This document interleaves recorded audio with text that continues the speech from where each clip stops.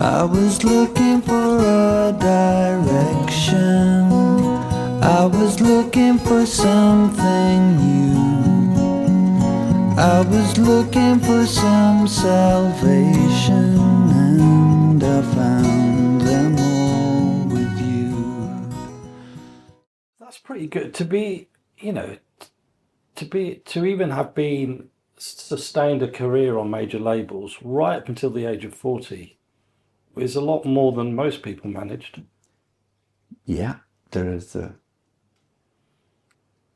Did you feel like I did feel that they owed me a label, I did.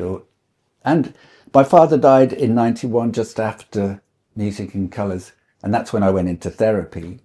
And instead of talking about grief and the loss of my father, I was just saying, why have I been dropped by RCA? Why have I been dropped by BMG? It was more, and she would say, well, they don't owe you a living, sort of thing, which was like... What kind of songs, how did your songwriting change throughout the 90s, throughout that decade? How did you evolve as a songwriter? Well, I went into therapy after the Duffy album, and I played my therapist the Duffy album, and she said, I don't understand a word of this.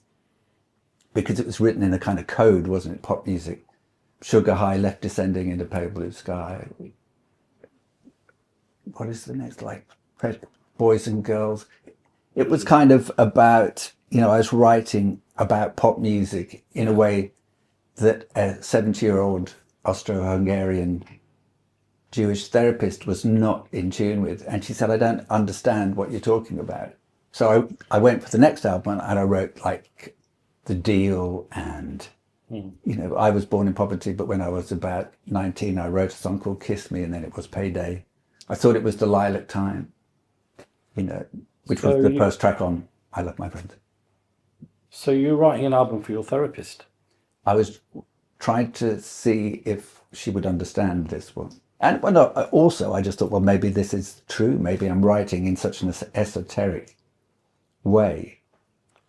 Well, it's also good to have parameters, right? It's good to sort of... she probably didn't know that she was giving you such a tangible gift, which is, obviously... no one likes a blank page, and if you're going into an album thinking, okay, well,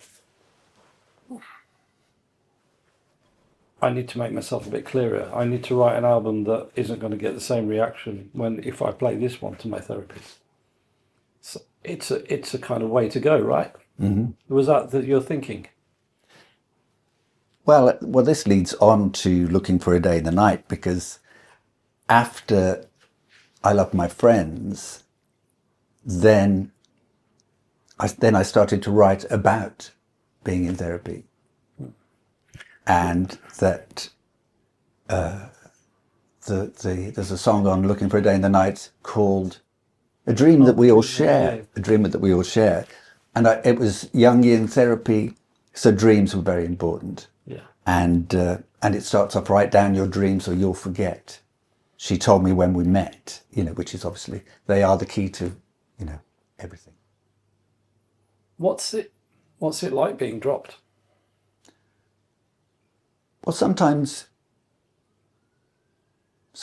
you want to be dropped. Like with EMI, I knew that was going nowhere. But with BMG,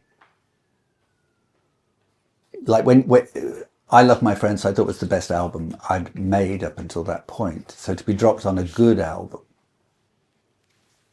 but that they didn't need me. They'd got Pro Tools. They didn't need somebody who could sing in tune, who wrote songs. They could just cobble it together, which is the history of popular music since. Cobbling it all, get 15 people cobbling together something that is incredibly dull. When you were signed to Indolent, and they kept you right up until the point where they almost put out I 17. Love My Friends. Yeah. So 17 was a big single. We made a video. It was out in 3 formats. It was going to be. Yeah, but they were made. They were manufactured. Because Julian put it into production, which was a great thing. That Who's Julian? Tell us who. Stockton. who was working for Indolent at the Yeah. time. And he put it into production knowing Knowing that I was going to be dropped. And what were they, up until that point, prior to being dropped, where did they see you fitting in the kind of pantheon? Where were they, what did they think you were? Unnecessary, dispensable.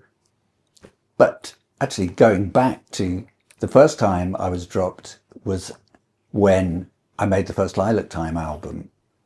And obviously I thought that was great. And they said, we want you to carry on making dance records, maybe with a different singer. So it wasn't even, so you hand in half of the Lilac Time album and they say, we don't want you to sing. That was Virgin, right? Yeah.